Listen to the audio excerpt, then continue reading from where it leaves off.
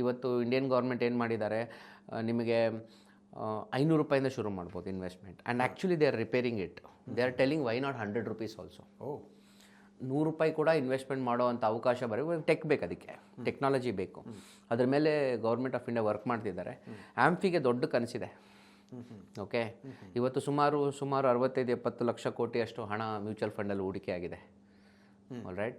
So ಆ public savings ಅನ್ನೋ ಹಣ ಅಲ್ಲಿಗೆ ಬರಬೇಕು. ಇವತ್ತು ಜನಗಳ ಹತ್ರ ಒಂದು 25 ಲಕ್ಷ ಕೋಟಿ ದುಡ್ಡಿದೆ.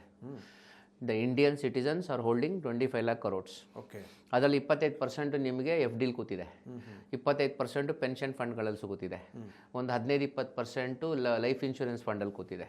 ಸೊ ಅಲ್ಲಿಗೆ ನಿಮ್ಗೆ 60-70% ಫಂಡು ಈ ಥರ ನಾರ್ಮಲ್ ಫಂಡಲ್ಲೇ ಕೂತಿದ್ದಾವೆ. ಅದು ಅಲ್ಲೇ ಕೊಳಿತಾ ಇದೆ. ಅವು ವೆಲ್ತ್ ಕ್ರಿಯೇಟ್ ಮಾಡ್ತಾ ಇಲ್ಲ. ಇವತ್ತು ಮ್ಯೂಚುವಲ್ ಫಂಡಲ್ಲಿ ಟೋಟಲ್ ಸೇವಿಂಗ್ಸ್ದ ಒಂದು 6-7% ಅಷ್ಟೇ ಹೋಗಿರೋದು. ಈಕ್ವಿಟಿಲಿ 2% ಹೋಗಿದೆ. ಓಕೆ, ಸೊ ಪ್ರಜೆಗಳು ಎಷ್ಟು ಸೇವ್ ಮಾಡ್ತಿದ್ದಾರೋ ಅದರ 10% ಅಷ್ಟೇ ಹಣ ವರ್ತಿ ಇನ್ವೆಸ್ಟ್ಮೆಂಟ್ಗೆ ಹೋಗಿರೋದು.